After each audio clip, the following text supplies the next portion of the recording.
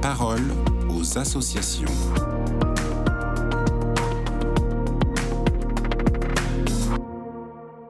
Bonjour à tous, bienvenue dans la parole aux associations. Aujourd'hui, je suis avec Kevin Tanguy, journaliste pour l'aide à l'Église en détresse. Alors Kevin, aujourd'hui, vous allez nous parler de la discrimination subie par les femmes chrétiennes au Pakistan. Oui, tout à fait. Il s'agit d'une triste réalité dans ce pays où les chrétiens sont considérés comme des moins que rien. Une discrimination qui se traduit jusque dans la justice. Samia était une jeune femme courageuse de 17 ans qui travaillait comme femme de ménage. Malheureusement, cette dernière a été retrouvée morte en février dernier. Les propriétaires de l'appartement où son corps a été retrouvé ont affirmé qu'elle s'était suicidée.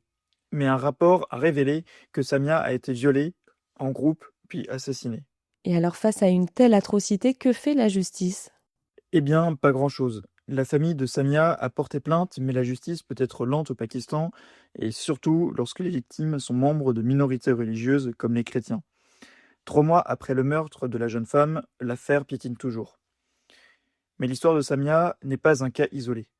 Le père Lazar Aslam a réalisé un rapport dans lequel il compile des histoires similaires.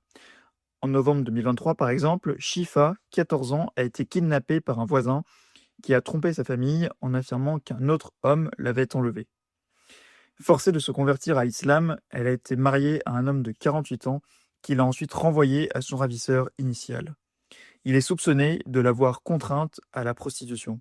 Sa famille a donc fait appel au père Aslam pour obtenir de l'aide juridique. Le prêtre joue donc un rôle important au Pakistan. Sans lui, de nombreuses femmes n'obtiendraient jamais justice. Et même si les victoires sont faibles, il en existe. Yarusha, qui a seulement 13 ans, a été manipulée pour épouser un homme de 35 ans.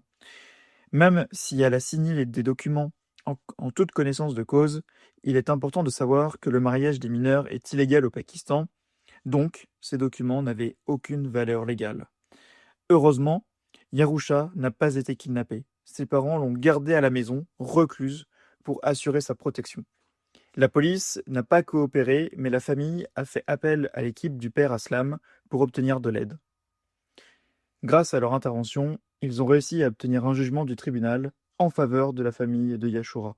Et les femmes chrétiennes sont également victimes de viols. Effectivement, le père Aslam met en évidence des cas de viol, comme celui d'une jeune femme de 20 ans nommée Asma. Le 3 mai 2025, une connaissance l'a attirée dans une voiture. Elle a ensuite été conduite dans une résidence privée où elle a été violée par 4 hommes. Les criminels ont filmé la scène et ont menacé Asma de diffuser les images si elle ne répondait pas à leurs demandes sexuelles. Asma et sa famille sont maintenant confrontés à des menaces. Ils vivent dans une peur constante à cause des vidéos de l'agression et du risque de nouvelles représailles. Malgré leurs nombreux appels, les forces de l'ordre ne coopèrent pas. Il y a aussi l'histoire de Shumalia.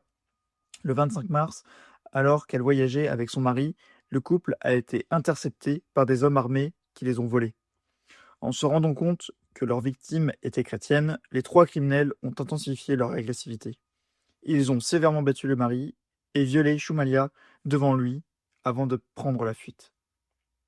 Face à de telles atrocités, le père Aslam exige justice pour la famille de la victime et demande à l'État de fournir sécurité et protection à la famille qui est pauvre et minoritaire, tandis que les coupables sont puissants.